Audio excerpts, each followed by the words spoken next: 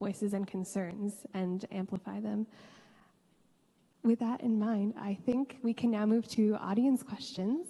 It would be lovely to hear from you, and we can take a few limited questions from the audience, so I know our mic runners are ready to facilitate. Just a reminder that questions should be brief and related to content that our speakers will be able to provide insights on, and should end in a question mark. Do we have? Hello. Perfect. My name is Isaac, and I'm from Ghana, but I'm currently a doctoral student at Columbia University. I have a special interest in menstrual hygiene. There are so many young girls in developing countries who miss averagely 10 to 15 days annually because of menstrual hygiene. They don't have menstrual pads to wear to go to school. And because of stigmatization, they miss out of school.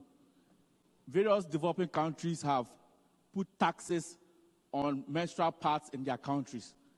I want to appeal to this office to talk to countries in developing countries that have put taxes on menstrual pads to remove these taxes so that young girls could afford menstrual pads to enable them seek their education. Just an appeal that I want to make in this big office. Thank you.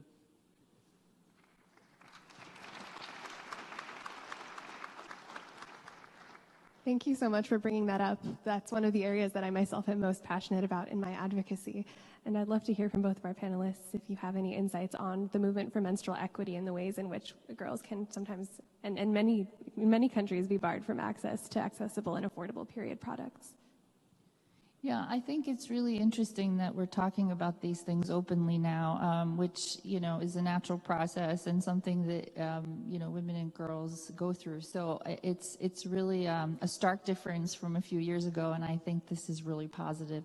I do know that some countries are doing this tax, taking the tax off of these menstrual health hygiene products, and I think that ultimately it is a country's decision, but, the truth is, when most of the policymakers are men, this is certainly not, the top of mind. So this is why it's important for young people, especially young women, to really get into office, get into those policymaking spaces so that they can speak to the issues that really matter to them and the girls in their communities. And great that, we have a man asking this question, which is a good sign.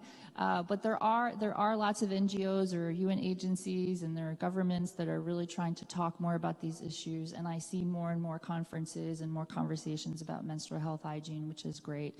But as a side, I just want to say that I read a story about a young preteen in Gaza who just was on the move, and she got her period for the first time in this very, very difficult situation. And one of the things that UNFPA does is, in humanitarian settings, we distribute dignity kits and safe delivery kits for women who are delivering babies in these really horrific conditions.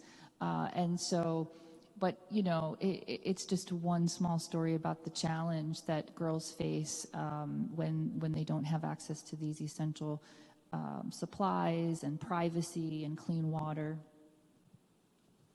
Thank you so much.